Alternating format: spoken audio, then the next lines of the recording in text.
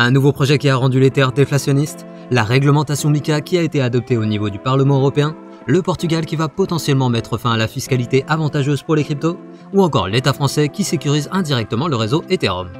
Bienvenue dans ce Daily Crypto où je vais vous résumer ces dernières actualités du monde crypto. Et comme d'habitude, si vous appréciez ce format, pensez aux commentaires et au like pour le référencement de la vidéo, et à l'abonnement ainsi que l'activation de la cloche pour être au courant des dernières actualités du monde crypto et blockchain.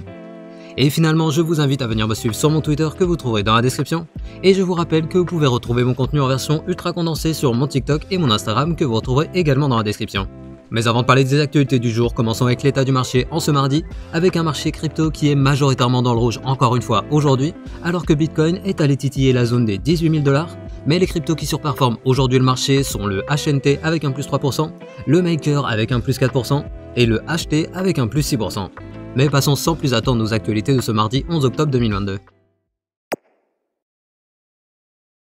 On débute les actualités du mardi avec un projet sur la blockchain Ethereum qui a rendu déflationniste l'émission d'Ether. Le projet qui se nomme Xen, qui a pour fondateur Jake Levin, un ancien ingénieur de Google ayant été un des premiers à avoir travaillé sur l'infrastructure du cloud de Google, a effectivement entraîné à lui seul un burn des frais de gaz important de presque 4000 Ethers à l'heure où j'enregistre l'épisode, depuis son lancement le 8 octobre dernier, et ce grâce à un système d'émission de tokens qui se fait uniquement via des utilisateurs qui peuvent minter gratuitement ces tokens. En effet, en connectant son wallet MetaMask au smart contract du projet, on choisit combien de jours on souhaite attendre pour récupérer ses jetons Xen, et plus on est prêt à attendre et plus on recevra de jetons Xen. Et bien que le mine de ces jetons soit gratuit, il y a quand même des frais de gaz et de swap, et plus les utilisateurs utiliseront le smart contract et plus ces frais augmenteront sur la blockchain Ethereum, et si on rajoute à ça le fait que les gens qui obtiennent ces jetons ont plutôt tendance à les revendre et donc à faire chuter le prix, désormais le mine de ces jetons est beaucoup moins rentable que durant les premiers jours. Et d'ailleurs, quand on regarde le graphique, on voit que le prix du Xen avait atteint les 1 $ pour finalement s'effondrer aujourd'hui au 0,00018 centimes de dollar.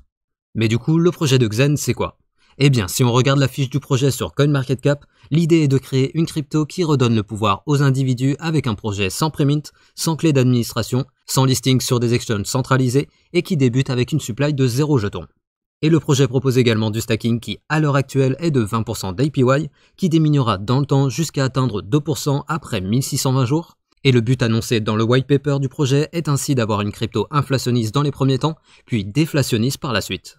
Donc, en gros, mis à part des grands principes grandiloquents, le projet est assez flou et ne semble pas proposer de cas d'usage concret, et on a des observateurs qui estiment que le projet a des chances d'être une bonne vieille arnaque. Et bien que l'utilisation de leur smart contract est une bonne chose pour l'émission d'Ether qui est devenue déflationniste pour le moment grâce à eux, si vous voulez participer au mint de ces Xen, je vous invite à rester prudent en interagissant avec le smart contract de ce projet qui est sorti de nulle part. On reste dans le thème des projets suspects avec un nouvel outil qui permet de voir précisément combien chaque personne a perdu sur la plateforme Celsius. Mais tout d'abord, je vous rappelle qu'il y a quelques jours, je vous parlais des données d'utilisateurs de Celsius telles que l'identité et le solde détenu qui avaient été rendus publics. Et aujourd'hui, on a des développeurs qui se sont servis de ces données pour construire un site internet qui permet simplement en tapant le nom et le prénom d'une personne de savoir combien elle possédait sur la plateforme. Et comme vous pouvez le voir à l'écran, ils ont créé un classement des personnes ayant perdu le plus d'argent, et on voit qu'à certains, Jacob Benjamin Fitt avait l'équivalent de 40 millions de dollars dans différentes cryptos, avant que Celsius décide de geler les comptes de l'ensemble de ses utilisateurs. Bref, il s'agit là d'un outil assez effrayant qui peut être utilisé par des arnaqueurs pour faciliter le ciblage de potentielles victimes, et cela démontre bien les risques qu'entraîne le fameux KYC qui est désormais quasiment devenu la norme dans l'univers crypto, et au final, cela démontre également la nécessité de continuer de développer des outils d'identification décentralisés tels que Polygon ID et d'autres projets en cours de développement qui ambitionnent de permettre une identification sur des smart contracts sans avoir à révéler des données personnelles. Pendant ce temps, en Europe, alors que la semaine dernière, le Conseil européen avait adopté la loi MiCA, hier c'était au tour du Parlement de se prononcer sur l'adoption de ce texte encadrant le secteur des cryptos au niveau européen. Et sans grande surprise, le texte de loi MiCA a finalement été approuvé par le Parlement, et donc désormais les acteurs européens de l'écosystème crypto auront entre 12 et 18 mois pour se conformer à la réglementation MiCA et la TFR, la fameuse Travel Rule. Mais concrètement, quels seront les principaux changements à venir pour le secteur des cryptos ? Eh bien, tout d'abord, le texte prévoit la mise en place d'un passeport européen qui permettra par exemple à une entreprise enregistrée en France de pouvoir proposer ses services dans un autre pays européen, mais par contre, les places d'échange crypto devront se conformer à la Travel Rule, c'est-à-dire qu'ils devront désormais collecter des données personnelles sur les transferts de fonds de leurs utilisateurs. Et du côté des NFT, il y aura certaines collections qui pourront être considérées comme des actifs financiers, étant donné que certaines d'entre elles peuvent potentiellement être qualifiées d'actifs fongibles par la loi, mais pour le moment, cela reste encore à définir. Et pour ce qui est des stablecoins, les jetons stables dits algorithmiques dont la valeur est maintenue par un algorithme qui burn des jetons appartenant au même écosystème, comme le faisait Terra avec son UST et le Luna, seront désormais interdits. Ensuite, les volumes échangés en stablecoin dollars seront drastiquement réduits, et finalement, les entreprises auront interdiction de proposer des services de lending de stablecoin.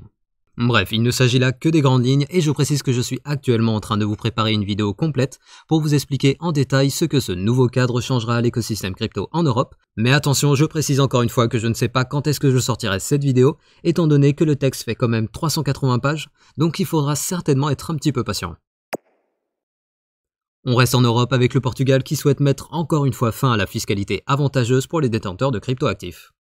En effet, je vous rappelle que jusque-là, les plus-values sur les cryptos n'étaient pas taxées au Portugal, qui était ainsi considéré comme un des paradis fiscaux européens pour les cryptos. Mais désormais, le gouvernement portugais souhaite serrer la vis à partir de 2023, car dans le cadre d'un rapport pour le budget de 2023, il propose un texte de loi qui prévoit une imposition de 28% sur les plus-values réalisées, mais qui, je précise, ne sera pas applicable après un an de détention des cryptoactifs. Et le gouvernement ne s'arrête pas là car on apprend également qu'il souhaite mettre en place une taxe de 4% sur toutes les transactions effectuées avec des cryptos.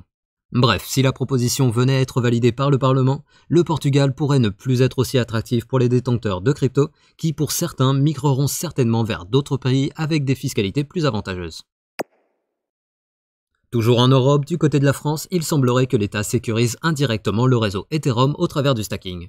En effet, d'après les informations rapportées par The Big Whale, on a Exaion, une filiale d'EDF créée en 2020 travaillant sur le développement d'infrastructures liées au Web3, qui aurait mis en place un peu plus de 300 nœuds de validation sur plusieurs blockchains, tels que Polkadot, Cosmos, Avalanche ou encore Tezos, et parmi tous ces réseaux, il y aurait pas moins de 150 nœuds de validation dédiés au réseau Ethereum. A savoir que pour un nœud de validation sur Ethereum, il faut bloquer 32 Ethers, donc actuellement cette filiale d'EDF aurait plus de 4800 Ethers bloqués sur le réseau d'Ethereum, soit l'équivalent à l'heure actuelle de plus de 6 millions de dollars. A savoir qu'en ce début de mois d'octobre 2022, l'État français est l'actionnaire majoritaire d'EDF avec 84% des parts, et je précise qu'il est prévu qu'il rachète l'intégralité des parts d'EDF via une offre de rachat public. Et donc, par extension, on peut dire que l'État français participe désormais à la sécurisation de plusieurs blockchains, dont Ethereum qui est la deuxième plus grosse crypto-monnaie de l'écosystème crypto. Et on finit les actualités du mardi avec le flash du jour.